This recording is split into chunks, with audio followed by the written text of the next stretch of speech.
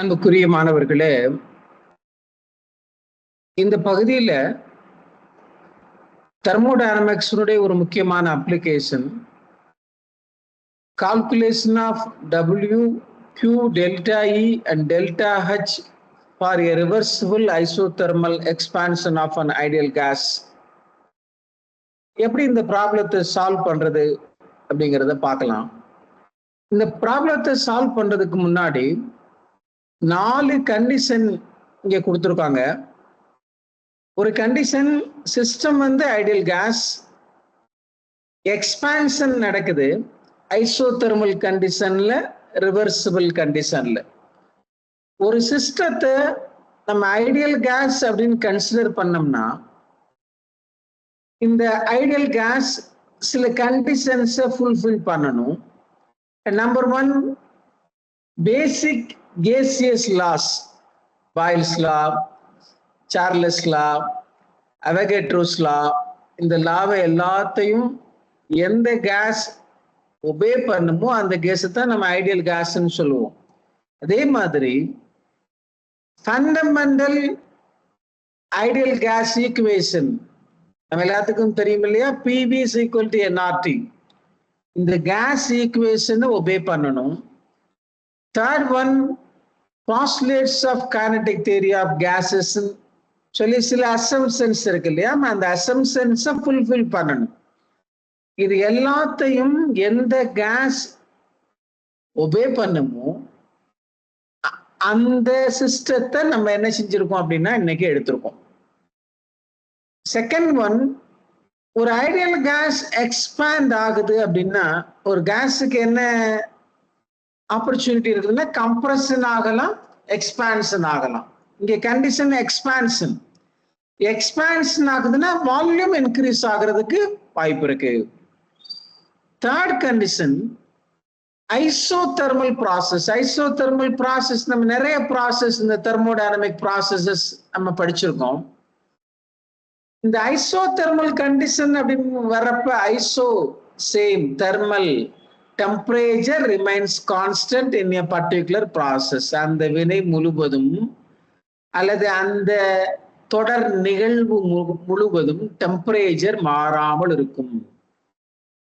That is, initial temperature is equal to final temperature. Therefore, change in temperature is equal to 0. இப்ப சிஸ்டத்துல heat change நடக்கலாம். Heat change நடந்தாலும் இங்க temperature மாறாமல் இருக்குது. அதான் isothermal condition. Fourth condition reversible condition. ஒரு ப்ராசஸ் ரிவர்சிபிளா நடக்குது அப்படின்னா இந்த ரிவர்சிபிள் கண்டிஷன்ல எல்லாமே well planned manmade artificial reaction. இது ரிலேட்டிவ்லி ஸ்லோவா தான் இருக்கும், நான் ஸ்பான்டேனியஸா இருக்கும். நம்ம கண்டிஷன்ஸை ஆப்டிமைஸ் பண்ண முடியும். அதே மாதிரி ஈக்விலிபிரியம் கான்செப்டையும் இது என்ன செய்யும் அப்படின்னா ஒபே பண்ணும். இந்த கான்செப்ட்ஸ் எல்லாம் நம்ம பேசிக் தியரியில நம்ம படிச்சிருக்கோம். அது எல்லாம் நமக்கு இங்க ஞாபகத்துல வரணும். ஓகே, இப்ப 4 பேராமீட்டரை கால்குலேட் பண்ண சொல்றாங்க. டபிள்யூனா என்ன, கியூனா என்ன, டெல்டா ஈனா என்ன, டெல்டா ஹெச்னா என்னன்னு கால்குலேட் பண்ண சொல்றாங்க. இதுல 2 தெர்மோடைனமிக் ஃபங்க்ஷன்ஸ் இருக்கு. Internal energy that is E, அதே மாதிரி என்தால்பி தட் இஸ் H. இந்த 2 இன்டர்னல் எனர்ஜியையும் என்தால்பியும் எப்படி நம்ம இங்க கால்குலேட் பண்ண போறோம்னா change of internal energy, change of என்தால்பியை நம்ம இங்க கால்குலேட் பண்றோம். இன்டர்னல் எனர்ஜி அப்படிங்கிறது நமக்கு தெரியும். ரொம்ப சிம்பிளா தெர்மோடைனமிக்ஸ்ல சிஸ்டத்தை நம்ம டிஃபைன் பண்ணும் பொழுது சிஸ்டம் அப்படிங்கிறது யூனிவர்ஸ்ல உள்ள ஒரு பார்ட். எதை வேணாலும் நம்ம சிஸ்டம்னு சொல்லலாம். கண்டிஷன் சரௌண்டிங்ல இருந்து பிரிஞ்சிருக்கணும். ஒரு டெஃபினைட் பவுண்டரி லைன் இருக்கணும். அந்த டெஃபினைட் பவுண்டரி லைன் இமேஜினரி லைனாகவும் இருக்கலாம், ரியல் லைனாகவும் இருக்கலாம். இப்ப நம்ம பிரிச்சிருக்கிறத பத்தி படிக்கணும். அதான் சிஸ்டம். ஓகே, இந்த சிஸ்டத்துடைய இன்டர்னல் எனர்ஜியை சிம்பிளா நம்ம எப்படி அண்டர்ஸ்டாண்ட் பண்ணலாம்னா அந்த சிஸ்டத்துல என்ன டோட்டல் எனர்ஜி இருக்குதோ அதான் அதோடைய இன்டர்னல் எனர்ஜி. ஓகேவா? என்தால்பி அப்படிங்கிறது என்னன்னா, இப்ப நம்ம பிரஷர், வால்யூம், டெம்பரேச்சர் இது மூணையும் குளோபல் ஆர் நேச்சுரல் வேரியபிள்ஸ் அப்படின்னு சொல்றோம். என்தால்பி அப்படிங்கிறது ஒரு கரெக்டட் ஃபார்ம் ஆஃப் எனர்ஜி. இந்த எனர்ஜியோட நம்ம பிரஷரையும் வால்யூமும் என்ன செய்யறோம் அப்படின்னா அங்க கரெக்ட் பண்றோம். ஓகே, இதுல இந்த தெர்மோடைனமிக் ஃபங்க்ஷன்ஸ் இந்த ஈயும் சரி ஹச்சும் சரி ஸ்டேட் ஃபங்க்ஷன்ஸ். ஸ்டேட் ஃபங்க்ஷன்ஸ்னா என்ன அர்த்தம்னா, பார்த்த பொறுத்து இதோடைய மீனிங் மாற போறது இல்ல. எதை பொறுத்து தான் அதோடைய மீனிங் இருக்குதுன்னா, இனிஷியல்ல அதோடைய வேல்யூ என்ன, ஃபைனல்ல அதோடைய வேல்யூ என்ன, அல்லது ரெண்டு டெஃபினைட் ஸ்டேஜஸ்க்கு இடையில அதோடைய வேல்யூ என்ன, மீனிங் என்ன அப்படிங்கறத பொறுத்து தான் நம்ம இதை பார்க்க போறோம். டெல்டா ஈனா சிம்பிளா E2 minus E1.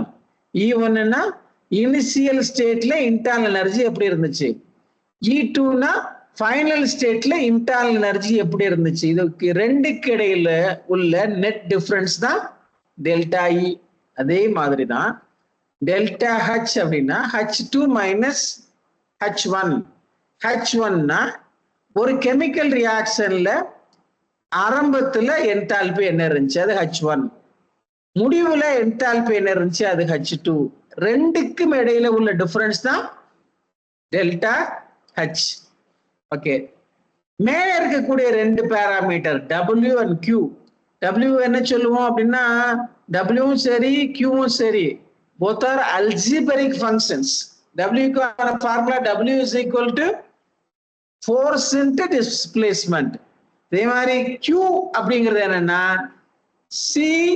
Cனா heat capacity of a system. ஒவ்வொரு சிஸ்டத்துக்கும் ஒவ்வொரு ஹீட் கெப்பாசிட்டி இருக்கும். ஆக்சுவலா நம்ம டெம்பரேச்சர் சேஞ்சை தான் நம்ம அங்க பேசுறோம் அப்படின்னாலும், அங்க நம்ம எதை கணக்குல எடுத்துக்கிறோம் அப்படின்னா ஹீட் கெப்பாசிட்டி நம்ம கணக்குல எடுத்துக்கிறணும். ஓகே, இது ரெண்டுமே பாத் ஃபங்க்ஷன்ஸ். இன்எக்ஸாக்ட் டிஃபரன்ஷியல் ஃபார்ம்னா இதுக்கு நம்ம எழுத முடியும். இந்த எல்லா விஷயங்களையும் நம்ம இங்க நினைவுபடுத்திட்டு தான் இந்த ப்ராப்ளத்தை நம்ம என்ன செய்யணும் அப்படின்னா அப்ரோச் பண்ணணும். ஓகே, இப்ப first one delta E calculate பண்ணுவோம். டெல்டா இ என்னது, change in the internal energy of a system.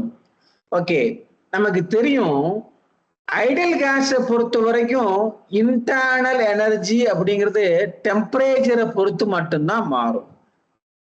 அதான் இங்க energy is a function of temperature alone அப்படின்னு சொல்லியிருக்கோம்.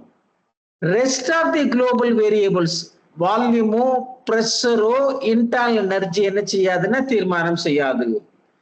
ரெண்டாவது கண்டிஷன், இங்க ஐசோதெர்மலா ஒரு ஐடியல் கேஸ் எக்ஸ்பாண்ட் ஆகுதுன்னா ஐசோதெர்மல் கண்டிஷன்ல டெம்பரேச்சர் மாறாது, அந்த ரியாக்ஷன் முழுவதும் மாறாது, அல்லது அந்த ப்ராசஸ் முழுவதும் மாறாது. இனிஷியல் டெம்பரேச்சர் என்னவோ அதான் ஃபைனல் டெம்பரேச்சர். மேபி அந்த ரியாக்ஷன்ல ஹீட் சேஞ்ச் நடக்கலாம், ஆனா டெம்பரேச்சர் சேஞ்ச் ஆகாது.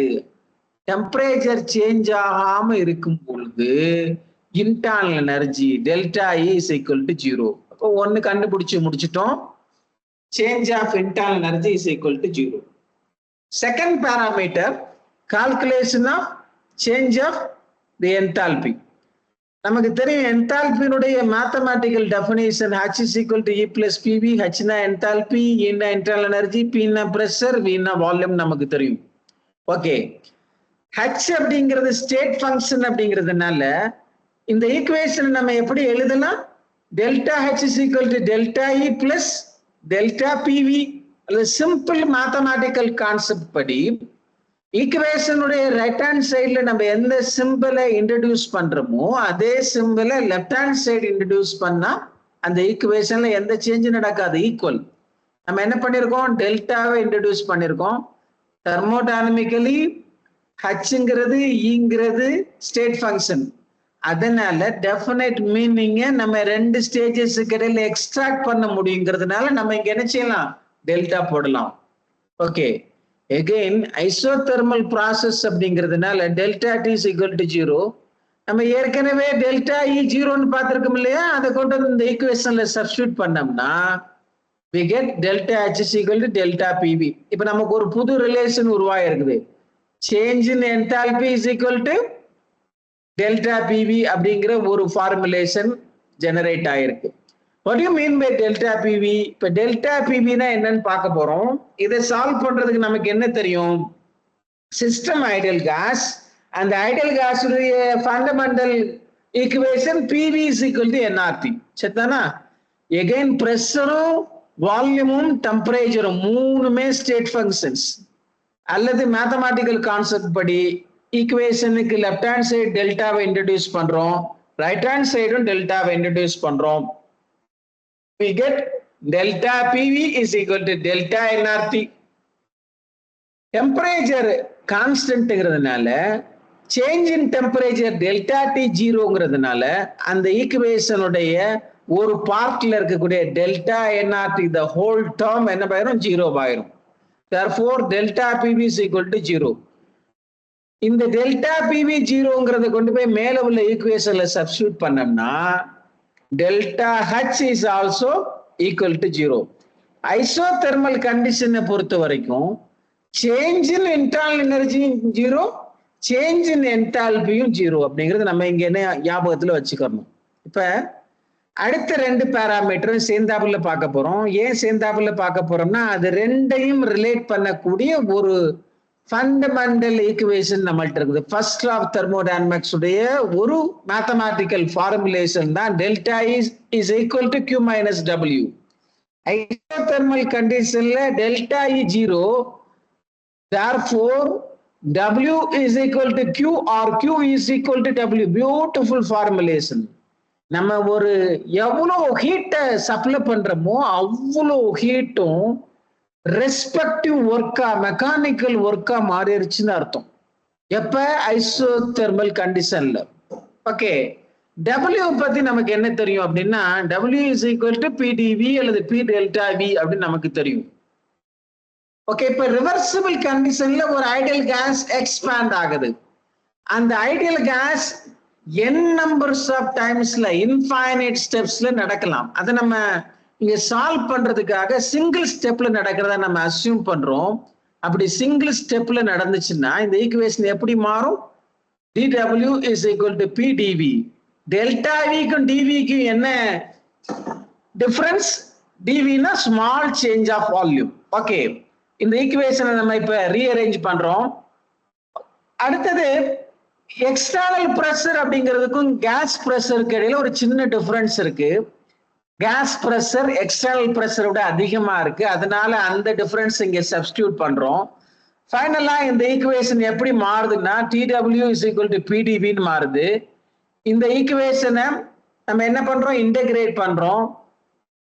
ஐடியல் கேஸ் ஈக்குவேஷனை எகெயின் நம்ம இங்க சப்ஸ்டிடியூட் பண்றோம். பண்ணதுக்கு பின்னாடி ஒரு ஃபைனல் ஈக்குவேஷன் கிடைக்குது. W is equal to RT ln V2 divided by V1. ln லாகா மாத்துறதுக்காக 2.303 அதுல பெருக்கிறோம்.